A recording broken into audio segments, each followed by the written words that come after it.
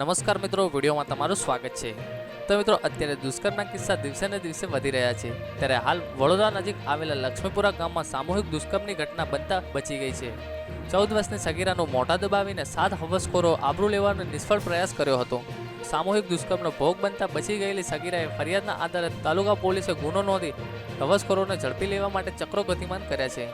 વડોદરા તાલુકાના પોલીસ સ્ટેશનમાં નોંધાયેલી ફરિયાદ અનુસાર 27 મેના રોજ રાત્રે 11:30 લક્ષ્મીપુરા ગામમાં રહેતા 7 હવસખોરો સગીરાના વાડામાં સંતાઈ ગયા હતા। સગીરા વાડામાં આવી ત્યારે તેના પર દુષ્કર્મ આચરવાના પ્રયાસો હાથ ધર્યા હતા। જોકે સગીરાએ બૂમબરાડા મચાવતા તમામ હવસખોરો સ્થળ છોડીને ફરાર થઈ ગયા હતા। આ દરમિયાન સામૂહિક દુષ્કર્મનો ભોગ બનતા બચી ગયેલી સગીરાએ તાલુકા પોલીસ મથકમાં ફરિયાદ નોંધાવતા પોલીસે ફરિયાદના આધારે લક્ષ્મીપુરામાં રહેતા હવસખોરોને ઝડપી લેવા ચક્રો ગતિમાન કર્યા છે।